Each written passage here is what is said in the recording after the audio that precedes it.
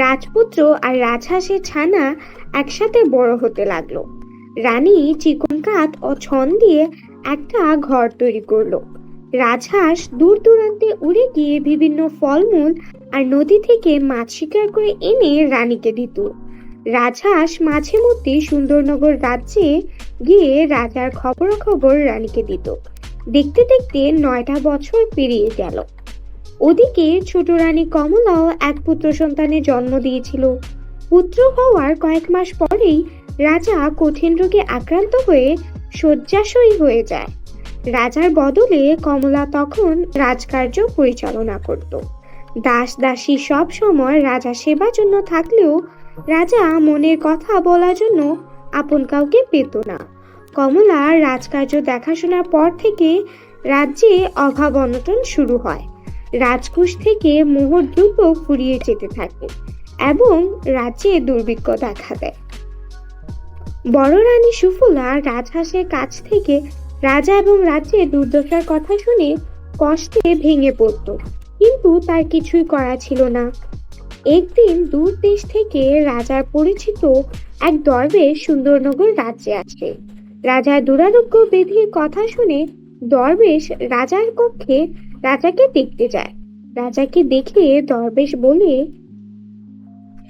এ তো কঠিন ব্যাধি, এই রোগের একটা উপায় আছে, কিন্তু তা অনেক কঠিন। কি উপায় দরবেশ বাবা, বলুন। 7 মহাসাগর পেরিয়ে আছে তেপান্তরের বিশাল মাঠ। সে মাঠের ওপারে আছে আগুন দ্বীপ। আগুন দ্বীপের ভেতরে আছে কাঁটায় ভরা একটা আকাশচুম্বী গাছ। সে গাছের মগডালের পাতায় আছে সোনার আলোকলতা। সে লতা এনে বেটে রস করে খাওয়ালে মহারাজ সুস্থ হবে। তবে সাবধান, নিষ্পাপ মনের মানুষ ছাড়া ওই আলোকলতা কেউ স্পর্শ করলে সঙ্গে সঙ্গে সে মারা যাবে। আপনি এখনই সৈন্য সামন্ত নিয়ে ওই আগুন দ্বীপে যান মন্ত্রী। মন্ত্রী এবং সেনাপতি বিশাল একটা জাহাজ নিয়ে 7 মহাসাগর পাড়ি দিয়ে তেপান্তরের মাঠে গেল। 1 মাস ধরে তারা তেপান্তরের মাঠে চলতে লাগলো। এরপর তারা দূর থেকে আগুন দ্বীপ দেখতে পেল। আগুন দ্বীপ জ্বল করে জ্বলছে। কাছে গিয়ে অবাক হয়ে বলল, দ্বীপের চারিদিকে আগ্নেয়গিরির লাভা টকবক করে ফুটছে। দ্বীপের মধ্যে প্রবেশের কোনো পথ নেই। বেশিক্ষণ এখানে থাকলে আগুনের তাপে আমরা সবাই মারা যাব। আমাদের খাদ্য শেষের দিকে, চলো ফিরে চলো। রাজহাঁস রাজ্যের এই সমস্ত খবর রানী এবং রাজপুত্রকে জানায়। মা, আমি যাব ওই আগুন দ্বীপে। আমি বাবাকে সুস্থ করে তুলবো। তুই তো অনেক ছোট বাবা, তুই কি করে ওই ভয়ঙ্কর পথ পাড়ি দিবি? তুই ছাড়া যে আমার কেউ নেই, আমি কি করে তোকে যাওয়ার অনুমতি দিব? চিন্তা করো না মা, রাজপুত্র একা নয়, আমিও যাব তার সাথে। আমরা 2 ভাই মিলে সেই সোনার আলোকলতা নিয়ে আসব। তবে ঠিক আছে রাজহাঁস, তোর ভরসায় রাজকুমারকে যেতে দিচ্ছি। এরপর রাজপুত্র আর রাজহাঁস 7 মহাসাগরের কাছে গেল। এটা তো অনেক বড় সাগর রাজহাঁস ভাই। আমার পিঠে চেপে বসো রাজকুমার, আমি জলদি সাগর পাড়ি দেব। রাজকুমার রাজহাঁসের পিঠে চেপে বসলো। রাজহাঁস খুব তাড়াতাড়ি 7 মহাসাগর পাড়ি দিয়ে তেপান্তরে পৌঁছলো। এরপর তারা তেপান্তরের মাঠ পেরিয়ে আগুন দ্বীপের কাছে এলো।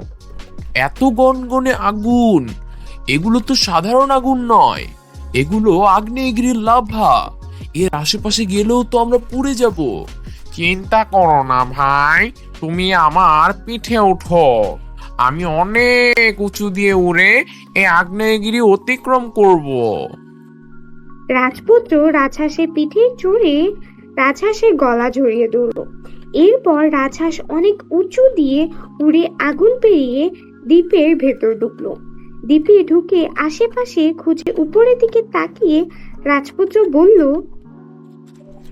ওই যে রাজহাঁস ভাই, আকাশচুম্বী কাঁটার গাছ, গাছের মগডালে সোনার আলোকলতা সূর্যের আলোতে ঝকমক করছে। তুমি আমাকে পিঠে নিয়ে ওখানে উড়াল দাও রাজহাঁস ভাই, তবে সাবধান, কাঁটা যেন তোমার পলকে না আটকায়। ঠিক আছে রাজপুত্র, এসো আমার পিঠে। রাজহাঁস খুব সাবধানে কাঁঠা গাছের মগডালের কাছে উড়ে এলো এবং রাজপুত্র হাত বাড়িয়ে কিছুটা সোনার আলুকতা ছিঁড়ে নিল। পেরেছি, আমরা পেরেছি।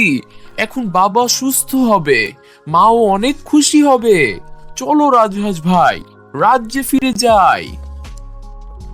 মহারানীর জয় হোক, আমি আগুন দ্বীপ থেকে সোনার আলোকলতা নিয়ে এসেছি।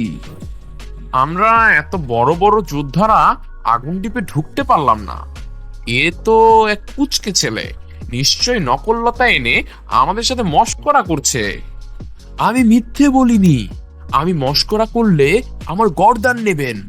আমি সত্যি বলছি, আমাকে মহারাজের কাছে নিয়ে চলুন, তাহলে সব প্রমাণ হয়ে যাবে।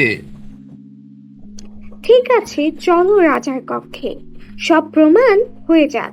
তুমি মিথ্যা প্রমাণিত হলে গর্দান নেব।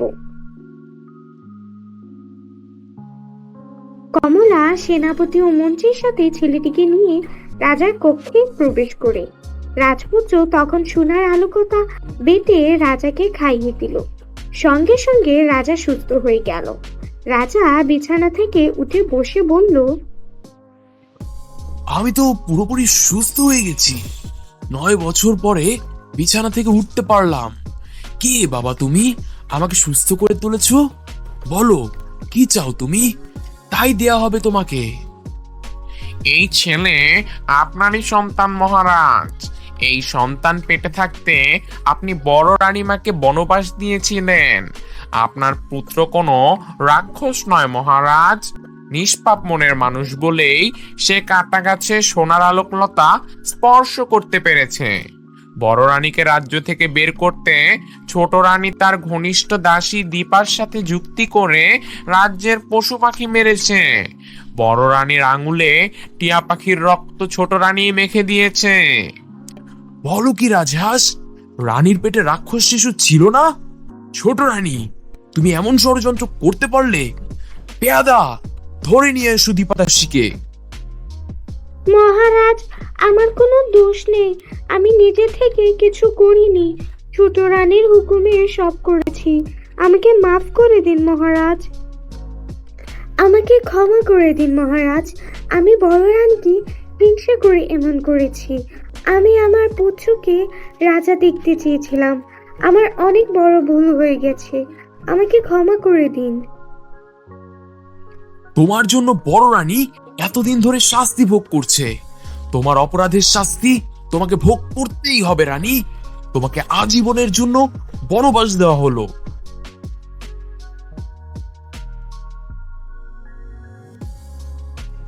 মা, মাগো, বাইরে এসে দেখো কে এসেছে। মা, খোকা, তুই এলি? মহারাজ, আপনি? আমাকে ক্ষমা করে দাও বড় রানী। ছোট রানীর চক্রান্তের শিকার হয়ে আমি তোমার সাথে অন্যায় করে ফেলেছি।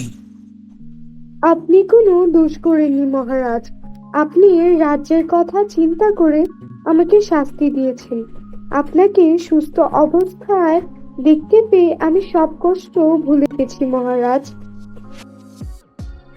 তুমি অনেক উদার মনের মানুষ সুফলা। 9 বছরে এই বনে জঙ্গলে কষ্ট ভোগ করেছো, এখন প্রাসাদে ফিরে চলো রানী। তুমিও এসো রাজহাঁস, তুমি আমার আরেক পুত্র। বন্ধুরা, দয়া করে নিচের মন্তব্যে আমাদের জানান কেমন হলো আজকের পর্ব, এবং যদি আপনি এটি পছন্দ করেন তাহলে আপনি এই ভিডিওতে একটি লাইক বোতাম টিপুন এবং আপনি আপনার ফেসবুক অ্যাকাউন্টে ভিডিওটি শেয়ার করবেন।